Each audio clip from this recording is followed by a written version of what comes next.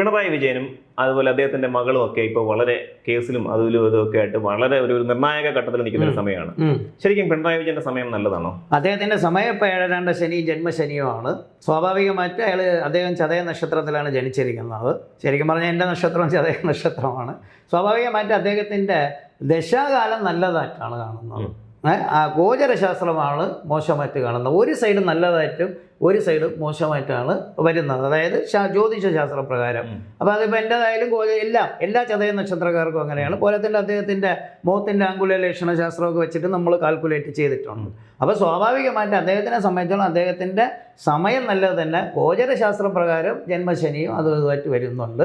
അപ്പോൾ അതിൻ്റെ ഭാഗമായിട്ട് കുറച്ച് ഇത് അനുഭവിക്കേണ്ടി വരും. അപ്പൊ ഈ ഡി അങ്ങനെയുള്ളതല്ല എങ്കിൽ പിന്നെ ഒരുപാട് ആരോപണങ്ങളൊക്കെ വന്നിട്ട് അതൊന്നും ചെയ്തില്ലല്ലോ. അതിനൊക്കെ തെളിവും കാര്യങ്ങളും അത് സ്വാഭാവികമായിട്ട് നിയമത്തിന്റെ വഴിക്ക് സഞ്ചരിക്കും. ഇവരത് നേരിടണമെങ്കിൽ അത് അവരുടെ രീതി, അതെല്ലാ രാഷ്ട്രീയ പാർട്ടികളുടെ ബലത്തിൽ അദ്ദേഹത്തിന് മോശമായിട്ടുള്ളവരില്ല. ഇപ്പൊ ഇടയ്ക്ക് ഒരു വലിയ അമേരിക്കയിൽ നിന്നൊരു മലയാളി റാവു എന്ന് പറഞ്ഞ ഒരാള് ഇതേപോലെ നടത്തുമ്പോൾ ഭരണം വീഴും എന്നൊക്കെ പറഞ്ഞു. അന്ന് ഞാൻ മാത്രമാണ് പറഞ്ഞത് ഭരണമൊന്നും വീഴത്തില്ല, ഒന്നും സംഭവിക്കാൻ പോകണില്ല എന്ന് പറഞ്ഞു. പിന്നെ 1ാം ഘട്ട പിണറായി വിജയൻ്റെ കാലത്ത് മന്ത്രിസഭ വീഴുമെന്ന് പറഞ്ഞു. ഞാൻ പറഞ്ഞു 5 വർഷം തയ്ക്കുമെന്ന് പറഞ്ഞു. അതുപോലെ തന്നെ 5 വർഷം തയ്ച്ചു.